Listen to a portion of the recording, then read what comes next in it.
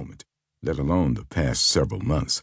As if my mother's death were not enough, the enemy of my soul seemed to be taunting me with the inability to shield my own daughter from the ways of the world.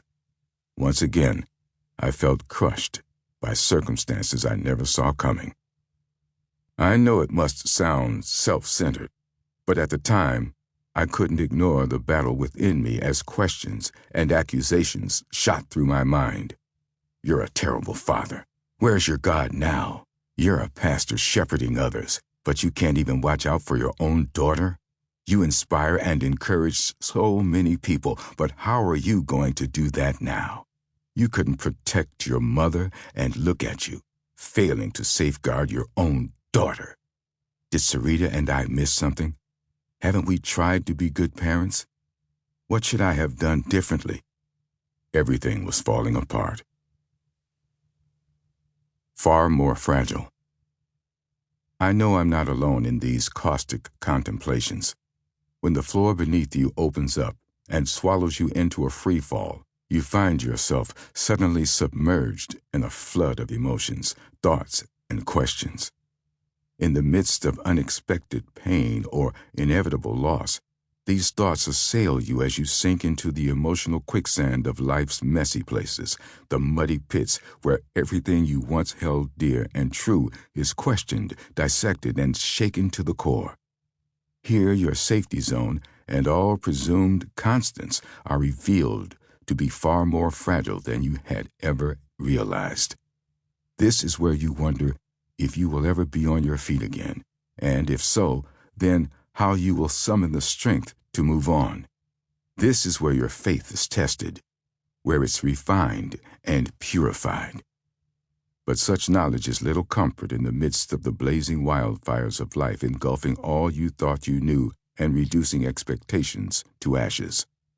Like a deer trying to follow a familiar wooded path in the midst of a forest fire, you begin running in circles, facing dead ends and disturbing detours, uncertain which way to go. Choking on collateral smoke, you're left weary and wasted, calloused and confused, depleted and discouraged, frightened, and frozen in place. Part of the confusion results from the way life's greatest successes often bleed into the blur of your most painful moments. Because even in the moments of your greatest anguish, you often find unexpected blessings alongside and commingled with your losses. This was certainly my experience. Even in the moments of your greatest anguish, you often find unexpected blessings alongside and commingled with your losses. Even as I watched my beloved mother waste away, I marveled at the way God continued to bless my ministry, my businesses, and my platform of influence. Leaders from around the globe began inviting me to visits, speak, and preach in venues I had once dreamed about seeing.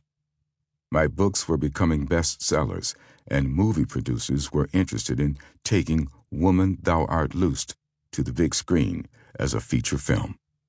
But I would have traded all of it for a cure to restore my mother's mind, body, and spirit from the ravages of such an insidious disease. And now my daughter was pregnant at 13. Critics and haters of me and my ministry would pounce on such news like piranhas. Even as Sarah's health and well-being and the life of my grandchild growing within her remained my priority, I knew I would be foolish to ignore others' public responses to our family's private situation. The irony, of course, was that the one person I would usually have turned to for comfort, wise counsel, and encouragement was no longer with me. I would never have my mother back. I can't tell you the number of nights I cried silently, staring out the windows of my home into the darkness. I never imagined studying the window panes would become my default hobby, following my mother's death.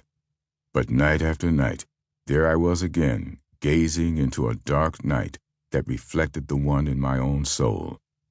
Sarah felt better after sharing her news with us and a few other close family members, but I still worried about her. When I wasn't staring out the windows, I was roaming the hallways of my home and peeking into her room to see if she was